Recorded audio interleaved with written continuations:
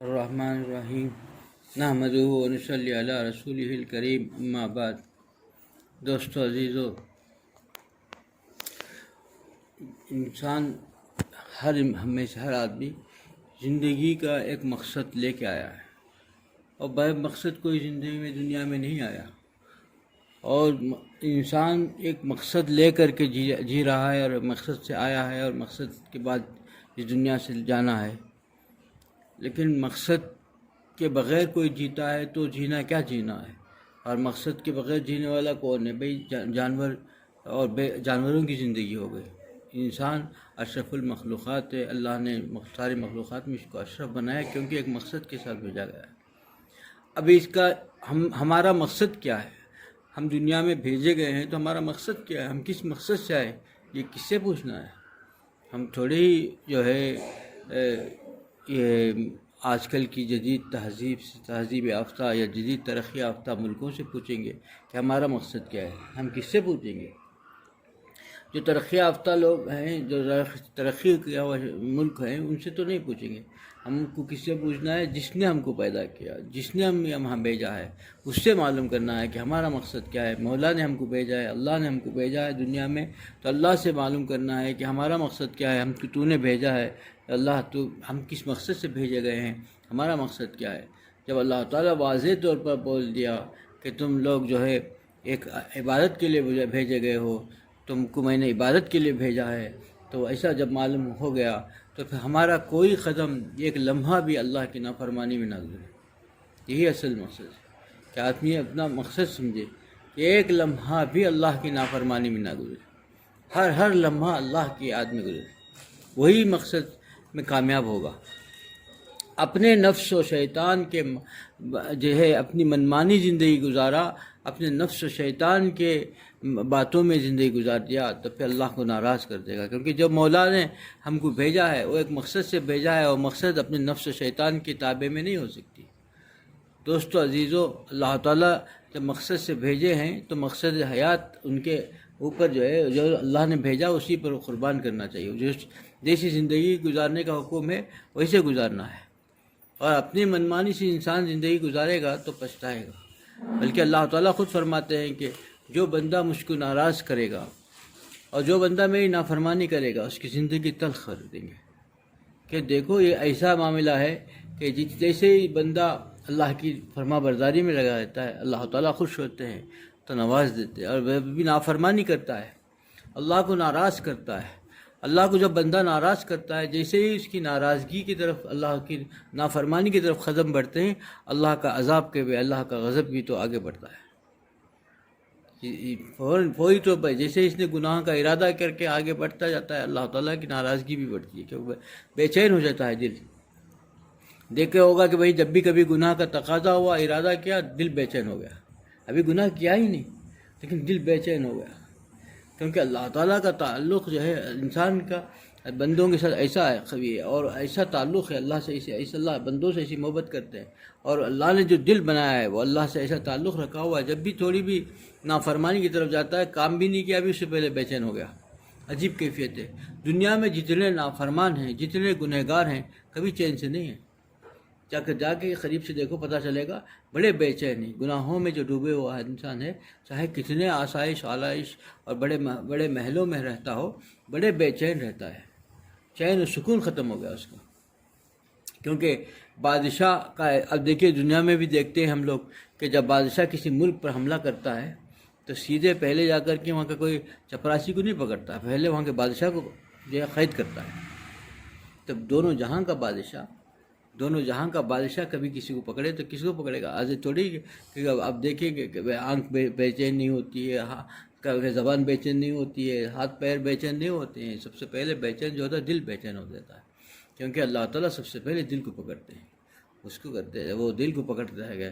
جب اللہ تعالیٰ کسی بندے، کسی نالائق کو اس کے گناہوں پر پکڑ کرتے ہیں تو سب سے پہلے دل پکڑتے ہیں، دل کی بے چینی شروع ہو گئی، بے قراری شروع ہو گئی، اور وہی جو بندہ اللہ کو راضی کر لیا، بڑے چین اور سکون کے ساتھ زندگی گزار لیا، اور ایسا سکون، ایسا چین کہ اس کا ہم کو اندازہ نہیں کر سکتے، اندازہ نہیں ہے۔ کیونکہ اللہ تعالیٰ دیکھیے راحتوں اور خوشیوں بھری زندگی ہمارے ذہن میں آتا ہے کہ بھائی یہ گناہوں کو جو ہے ہم کیسے چھوڑیں گے، گناہوں میں تو مزہ ہے، لذت ہے ہی نہیں.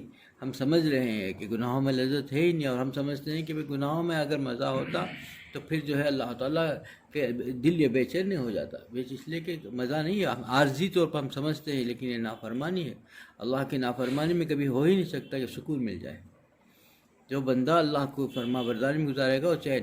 سوچ کے دیکھو آج اللہ تعالیٰ کے خاص بندے جہاں ہیں، جن کے پاس ہم بے چین ہو کر کے پہنچتے ہیں، پریشان ہو کے پہنچتے ہیں، جن کے خانقاہوں میں تھوڑی دیر بیٹھنے سے چین ملتا ہے، تو ان کے دل کے چین کا حال کیا ہوگا؟ جن کے پاس بیٹھنے سے ہم کو چین مل رہا ہے، جن کے پاس خانقاہوں میں پڑے رہنے سے ہماری پریشانیاں دکھ لے کے پہنچتے ہیں، پریشانی لے کے پہنچتے ہیں، نیند نہیں، چین نہیں، سکون نہیں، مہینوں بھر سے پریشان ہے، جا کے پہنچا ایک چند گھنٹوں کے اندر اس کو چین مل گیا، سکون مل گیا. ایسا سکون کی نیند بھی آنے لگتی ہے اس خانقاہوں میں، ایک ایسی راحت محسوس کرتا ہے. اب ان کے چین کا کیا حال ہوگا؟ جن کے پاس بیٹھنے سے ہم کو یہ حال ہو رہا ہے، تو ان کے چین کا کیا حال ہوگا؟ اس کا اندازہ نہیں کیا جا سکتا. ان کی چین اللہ تعالیٰ جس سے خوش ہوتے ہیں اس کا ایسی زندگی نصیب ہو جاتی ہے، اور جس سے ناراض ہوتے ہیں اس کی زندگی ایسی تلخ ہوتی ہے کہ اس کا اندازہ ہم کیا لگائیں، جا کے قریب دیکھیں پتہ چلتا ہے کہ عذاب ہے دنیا میں اس کے لیے. ہر لمحہ عذاب میں گزار رہا ہے، ہر لمحہ عذاب سے گزر رہا ہے. دوستو عزیزو، اللہ تعالیٰ نے ہم کو ایک مقصد سے بھیجا ہے، اور اس مقصد سے بھیجے ہم میں سے ہر آدمی ایک مقصد سے آیا ہے، اور مقصد کو معلوم کرنا وہی اللہ سے، جس نے ہم کو پیدا کیا، اور جس نے خالق نے ہم کو بھیجا، وہی مقصد بھی اسی سے معلوم کرنا ہے. جب معلوم ہوگا کہ ہر لمحہ ہم عبادت کے لیے بھیجا ہے، تو ہر لمحہ ایسا نہیں کوئی پوچھے نہیں کہ بھائی کب تک عبادت کرنی ہے. جیسا بولتا ہے کتنے دن روزے رکھنی ہے، کتنے دن عبادت کرنی ہے، نہیں ہے. سانس کی آخری سانس جب تک ہمارے جسم میں باقی ہے، زندگی جب تک باقی ہے، اس وقت تک اطاعت ضروری ہے. ایک لمحے بھی کے لیے بھی ہم دور نہیں ہو سکتا. اسی کا نام مومن ہے، اسی کا نام بندگی ہے، اسی کا نام اللہ کی غلامی ہے، کہ جتنی زندگی باقی ہے اتنا زندگی جو ہے اللہ کی ایک لمحے بھی نافرمائی نہ ہو. ہر پہر اللہ کو راضی کرنے کی فکر کرے کہ میرا مولا مجھ سے راضی ہو جائے، اللہ مجھ سے راضی رہے، اسی کی فکر، اسی کی جستجو میں زندگی گزرے. ہر کام پھونک کے رکھے کہ میرا مولا مجھ سے راضی ہو. اور دیکھیے یہی اصل مقصد ہے، مقصد حیات یہ ہے. اس کے بغیر زندگی گزارے. اور ہم کیا کرتے ہیں؟ ہم نماز پڑھنے تیار ہیں، روزے رکھنے تیار ہیں، عبادت قرآن تلاوت سب کرتے ہیں، لیکن گناہوں کو چھوڑنے تیار نہیں. ہم میں سے ہر آدمی جانتا ہے کہ جو بجلی آتی ہے اس میں پلس اور مائنس دو تار ہوتے ہیں. یہ دونوں تار صحیح ہوں گے تبھی بجلی آئے گی، روشنی آئے گی. ایک تار بولے دیں گے بھائی پلس تار تو بجلی ہے، یہ مائنس تار سے ہم کو تعلق نہیں، ہم کو نہیں چاہیے مائنس تار، مائنس تار کو نہ لگائیے، تو پھر بجلی نہیں آئے گا، اندھیرے کا اندھیرا رہے گا. اسی طریقے سے آدمی اگر اطاعت تو کر لیا، عبادتیں کر لیا، ذکر اذکار کر لیا، نمازیں پڑھ لی، روزے رکھ لیا، لیکن گناہ کو نہیں چھوڑا، تو کوئی اس کو فائدہ نہیں، کوئی نورانیت اللہ کی کوئی اسے ملے گا ہی نہیں. ملے گا تو اسی وقت دنیا میں بھی آنکھوں سے دیکھتا ہے کہ جب تک وہ پلس اور مائنس تار صحیح نہیں ہوں گے تب تک کوئی بجلی کی روشنی نہیں آ سکتی ہے. تبھی گناہ سے جب تک نہیں چھوڑے گا طاعت کا فائدہ ظاہر نہیں ہوگا، اس کی روشنی نہیں آئے گی. پھر دوستو عزیزو، ہم کس غفلت میں زندگی گزارتے ہیں. ہمیں سے یہ گناہ ہمیں اب تک ایک لمحہ بھی ہمارے گناہوں میں ڈوبے کیوں ہیں؟ اس لیے کہ ہم سے گناہ چھوٹ نہیں رہے ہیں. اللہ تعالیٰ کے مقصد حیات کو ہم سمجھنا چاہیے کہ اللہ تعالیٰ نے ہم کو کیوں بھیجا ہے، اور اللہ تعالیٰ نے جس مقصد کو بھیجا اس مقصد کو عمل کرنے کے لیے اپنی جان بھی چلے جائے تو چلے جائے، لیکن ہم جس مقصد سے آئے اس مقصد پر عمل کرنا ہے. آدمی عزم کر لے، ارادہ کر لے، پھر اللہ تعالیٰ کی مدد بھی آئے گی. اللہ تعالیٰ نفس شیطان سے بھی بچائیں گے، دھوکے سے بھی بچے گا. پھر دھوکہ پھر اگر اس پر نہیں کرا تو پھر دھوکے کے اس میں زندگی گزار رہا ہوگا. اب اپنے آپ کو سمجھ رہا ہوگا کہ میں اللہ کو راضی کرنے کی فکر میں ہوں، جبکہ ایسے گناہ ہم کو آہستہ آہستہ جو ہے ہمارے گناہ ہم کو اللہ سے ناراض کر کے اللہ سے دور کر رہے ہیں. حضرت والا ہردوئی والا مرخدوئی بار بار یہ مثال دیا کرتے تھے. ایک آدمی صبح سے شام تک محنت کیا، خوب محنت کیا، لیکن شام کو اس کی مزدوری ملی، جتنی مزدوری 1000 روپے مزدوری ملی، اور 1000 روپے میں ایک دیا سلائی. کیا ہے حیثیت اس کی؟ ایک دیا سلائی اٹھا کے سل گیا، سب کچھ ختم ہو گیا. صبح سے شام تک اتنی محنت کی، پتھر پھوڑا، محنت کی، خون پسینہ ایک کیا. جو 1000 روپے شام کو حاصل کیا اس میں چھوٹی سی دیا سلائی، سلگا کے کنارے لگایا، پوری سب کچھ خالی ہو گیا. انسان ہم میں سے حد میں ایک ہی کر رہے ہیں، طاعت تو کرتے ہیں، عبادت تو کرتے ہیں، اللہ کے ذکر و اذکار بھی کرتے ہیں، لیکن اللہ کی نافرمانی سے سب کچھ خاک ہو جاتا ہے. اللہ کی نافرمانی ایسی چیز ہے کہ نیکیوں کو خاک کر دیتی ہے. اللہ کی نافرمانی کر کے بندہ سکون نہیں پا سکتا، چین نہیں پا سکتا، عافیت نہیں مل سکتی. پھر کیسے ہماری طاعت کی جو ہے اللہ تعالیٰ جب تک خوش نہیں ہوں گے، ہماری طاعت کے پر قبولیت کیسے ہوگی؟ کچھ نہیں ہوگا. پھر یہ ساری کی ساری محنت بیکار ہو گئی. خدا کو راضی کرنے کی فکر کرنی چاہیے. ہم میں سے ہر آدمی صرف اسی دھن میں لگا ہوا ہے کہ جو ہم پر فریضہ ہے وہ ادا ہو جائے، لیکن فریضہ کی ادائیگی میں گناہ نہ چھوٹے تو وہ بھی فریضے میں ہے. سب سے ضروری ہے کہ بھائی آدمی اللہ کی نافرمانی نہ کرے. کبیرہ اور صغیرہ یہ دیکھتا ہے انسان کہ ہم چھوٹا صغیرہ گناہ اللہ کی نافرمانی ہے. چھوٹا سا گناہ سمجھتا ہے کہ بھائی چھوٹا سا گناہ ہے، کر لیا جائے. لیکن دیکھو کہ اللہ کی نافرمانی انسان کو جو ہے پھر اللہ سے دور کر دے گی، پھر اللہ کا نہیں بن سکے گا. کیونکہ جب اللہ کی نافرمانی ہوگی، اللہ ناراض ہوں گے، پھر اس کو کیسے اللہ سے طاعت کی توفیق ہوگی؟ پھر توفیق ہی نہیں ملی تو پھر عبادت کیسے ہو کر پائے گا؟ پھر آہستہ آہستہ بندہ دور ہو جائے گا. ہمارے پاس ہم کو سب کچھ ہے، اور ہم سے دین کی کام میں ابھی کوتاہیاں ہو رہی ہیں. جیسا ہونا ہے کام ویسا نہیں ہو رہا ہے، تو اس میں ہمارے گناہوں کا دخل ہے. عمل دخل ایسا ہے کہ ہم سے اللہ تعالیٰ کام نہیں لے رہے ہیں. جیسا ہونا تھا ایسا نہیں ہے. آج بھی ایک آئے تھے، ترس رہے تھے، کہہ رہے تھے کہ ہم کو بڑا حسرت ہوتی ہے، ہم کو اپنے گناہوں پر اتنا غم، یعنی اتنا پریشانی ہو رہی ہے ہم کو گناہوں کو یاد کر کے کہ ہم جب چاہتے تھے حرمین پہنچ جاتے تھے. ایک صاحب کا تذکرہ کر رہے تھے، جب چاہتے تھے پہنچتے تھے. مہینے میں 3 بار بھی سفر ہوا ہے، مہینوں میں 3 بار سفر ہوا ہے. 2 دن 3 دن کے لیے حرم کا سفر ہوا ہے. آج جو جدے میں رہتے ہیں، ان کو 2 3 مہینے پہلے اگر درخواست دی جائے، 2 مہینے پہلے، 1 مہینے پہلے، تو 3 گھنٹے کی درخواست ملتی ہے.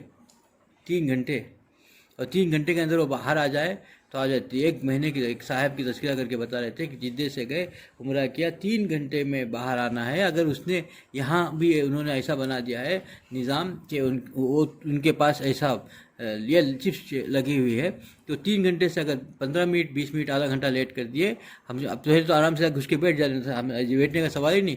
3 گھنٹے سے اگر تھوڑی بھی لیٹ کر دیا تو اگلی بار پھر کبھی نہیں ملے گا. ان کے اقامہ میں چلے جائے گا وہ. یہ بندہ کب داخل ہوا، کب باہر نکلا، پھر کبھی ان کو اجازت نہیں ملے گی. اب بندہ کتنا پریشان ہو کے بھاگے گا. کوئی نکالنے کی ضرورت نہیں، کوئی دیکھنے کی ضرورت نہیں، کوئی پولیسوں سے بھگانے کی ضرورت نہیں ہے. خود ٹائم دیکھ کے بھاگے گا. باہر چلنا ہے، مجھے باہر چلنا ہے، دعا کرنا ہے تو دیکھے گا کہ ابھی 10 منٹ باقی ہیں، نہیں چلو باہر جا کے دعا کر لیں گے، 10 منٹ کہیں لیٹ نہ ہو جائے، پھر میرے نام میں وہ نہ لگ جائے. کیوں ہو گیا یہ؟ ہم نے قدر نہیں کی. کتنی بڑی توسیع ہوئی، لاکھوں کی توسیع ہو رہی ہے، لاکھوں آدمیوں کی.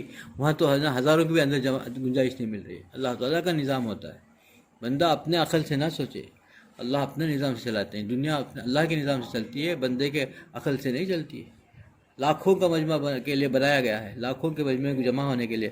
ہزاروں کو اندر گنجائش نہیں مل رہی ہے. ہزار داخل نہیں ہو رہا اندر. یہ کہ اللہ تعالیٰ کے ہم مقبول نہیں بنتا. اب اتنی فوٹوگرافری عام ہو گئی، ہر چیز ہو گئی. اچھے لوگوں کے پاس جو ہے، علماء کے اندر بھی فوٹوگرافی کی برا سمجھتا ہی نہیں. آج سے 20 سال پہلے فوٹوگرافی برا سمجھتے تھے. کوئی فوٹو پکڑتے ہوئے برا سمجھتا تھا، جیب میں رکھنے میں برا سمجھتا تھا. آج ہم میں سے ہر آدمی غور کر کے دیکھ لے کہ ہم میں سے کسی کو برا لگتا ہے کیا؟ کسی کو برا نہیں لگتا فوٹو. کوئی فوٹوگرافی کو برا سمجھتا ہی نہیں. کیوں کہ آہستہ آہستہ یہ گناہ جو ہے، آہستہ آہستہ آدمی گناہ کرتے کرتے اس کا دل میں ایسا یہ ہو گیا کہ پھر وہ گناہ کو گناہ سمجھنے سے رہ گیا. آج گناہ سمجھتا ہی نہیں. یہی چیز ہوتی ہے دوستو عزیزو کہ گناہ جب کرتا ہے بندہ، پھر گناہ کرتے کرتے دل ایسا مردہ ہو جاتا ہے. دیکھیے مردے پر آپ نشتر لگائیں، کچھ پتہ چلتا ہے؟ 20 نشتر چبا دو، نہیں کچھ بھی، کیونکہ وہ مردہ ہے. وہ 20 نشتر سے تکلیف نہیں پہنچتی. اب انسان کو نشتر چلاؤ، تب کسی بندے کو گناہ کر کے گناہ کے اوپر گناہ کرتا ہے نا، تو مردہ ہو جاتا ہے. مردہ ہو گیا تو پھر اس کا احساس نہیں ہوتا. جس کے اندر ایمان کی زندگی باقی، ایمان کی دولت باقی ہے، تھوڑی سی گناہ سے بے چین ہو جاتا ہے، گناہ کے ارادے سے بے چین ہو جاتا ہے. اور تھوڑی سی بھی اس کے اندر گناہ کا ارادہ ہو یا گناہ ہو گیا، سرزد ہو گیا، تو بے چین ہو گیا. اور اتنے کرب کے حالت میں رہتا ہے، رات دن پریشان رہتا ہے، روتے رہتا ہے، اس کا دل روتے رہتا ہے، پریشان ہے، میں نے کیسی خدا کی نافرمانی کر دی، کس ذات کی نافرمانی کر دی، کس محسن کی نافرمانی کر دی، اسی پریشانی کے حالت میں رہتا ہے، کیونکہ ایمان کی دولت ایسی دولت ہے، اس کے اندر ایمان کی دولت اور جو ہے اس کے اندر نور جو ہے، اس نور سے اسے تڑپتا رہتا ہے۔ اب یہ مردہ ہو گیا دل، اس کے اندر کچھ ہے ہی نہیں، تو پھر کچھ بھی نہیں پتہ چلتا، گناہ کے اوپر گناہ کرتا ہے، اس کا اثر ہی نہیں ہوتا، احساس بھی نہیں ہوتا اس کو، مردہ ہو گیا دل۔ تو ہمارا حال کیا ہے؟ ہم کتنے یہ سب کچھ دیکھنے کے باوجود ہم کوئی اثر ہی نہیں ہو رہا ہے۔ دوستو عزیزو، اس کا اصل مقصد یہ ہے، ہم نے مقصد حیات کو بھول گئے، مقصد زندگی کیا ہے بھول گئے، خدا نے کیوں بھیجا ہم کو بھول گئے، اللہ کے مقصد، اللہ نے جس مقصد سے بھیجا اس مقصد کو ہم مقصد حیات بناتے، جس کا مقصد کو ہماری زندگی کا جو ہے اصل جو ہے ٹارگٹ بنا لیتے، تو پھر انسان زندگی بھر اللہ کو خوش کرنے کی فکر کرتا، اپنی نفس و شیطان کی، اپنے خواہشات کی زندگی گزارنے کی فکر نہیں کرتا۔ تو ہم اس راستے سے بھٹک گئے، تو ہم اپنی منمانی سے زندگی گزارتے ہیں، تو ہم پریشان حال زندگی گزارتے ہیں۔ اللہ مجھے بھی اس پر عمل کی توفیق عطا فرمائے، آپ لوگوں کو اس عمل کرنے کی توفیق عطا فرمائے۔ وآخر دعوانا الحمدللہ رب العالمین۔